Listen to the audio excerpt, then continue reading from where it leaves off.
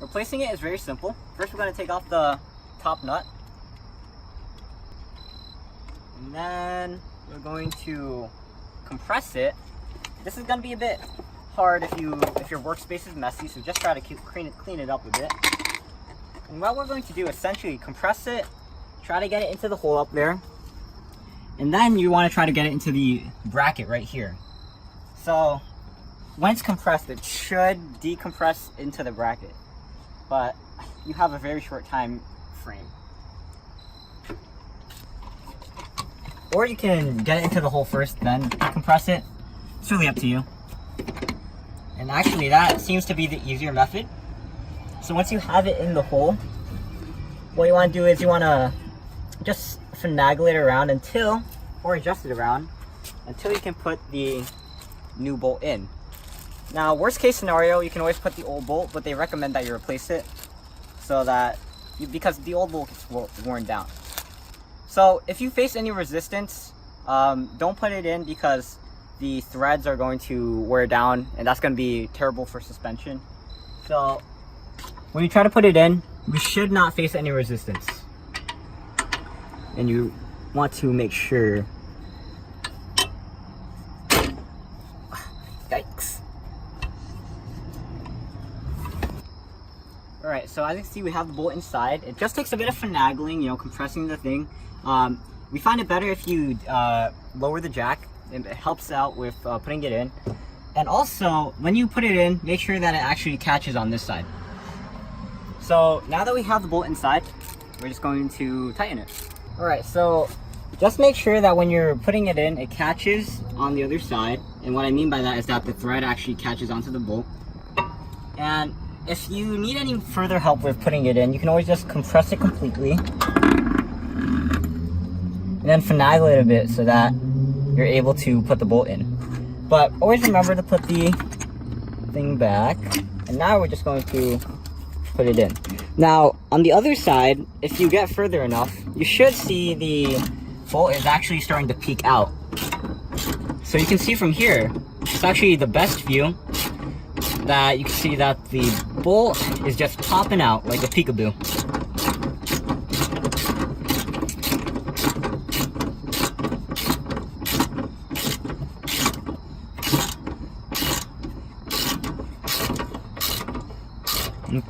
Okay, and now it's tight. The grommet and the metal ring on, so we're going to put, and the nut, don't forget that. So like I said before, make sure that the 4 bumps on the top are in the middle. Just press that down there. Put the metal ring ridges facing the top in, and then we're going to screw the nut in. You might notice that it doesn't go all the way when you first do it by hand. So what you're going to do is you're going to take the ratchet wrench. Actually, it is going in while I'm doing this, but you want to take the ratchet wrench and you want to set it so that you can tighten it. And then you want to take the hex nut, put it on, and then you should be home free. You might notice that this isn't completed all the way, but after this, what we're going to do is we're going to use the jack to lift the compression. We're going to compress the suspension so that we can fully tighten it.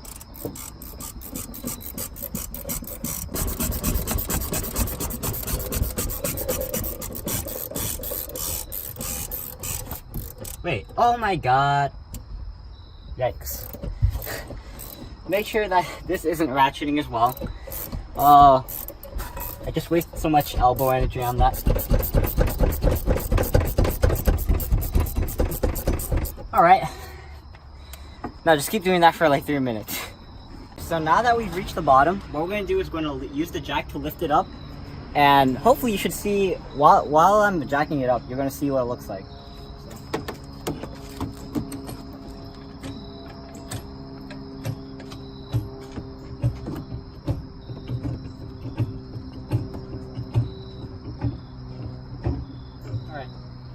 So a good rule of thumb is that when you lift it up, you should be able to lift it up to the point where you're able to adjust the jack under it. So now you can see that it's lifted up.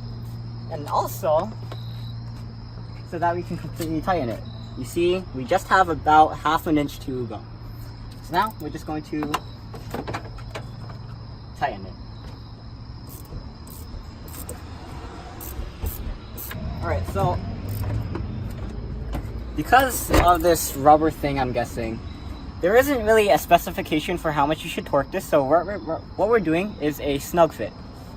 So now, it appears that we can't further tighten this, so we're just going to take this out and torque the bottom bolt.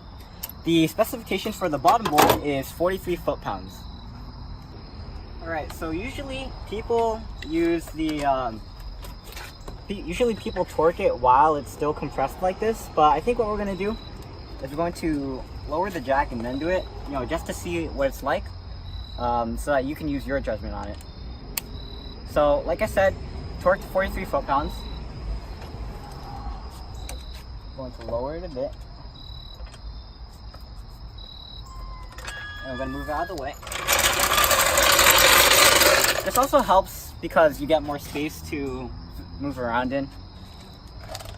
We're going to take our torque bar, or torque wrench, and then we're going to put it on. By the way, this is a 14mm bolt.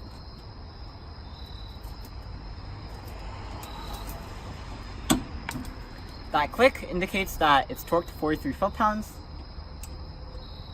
So we should be done. So make sure that this is torqued correctly.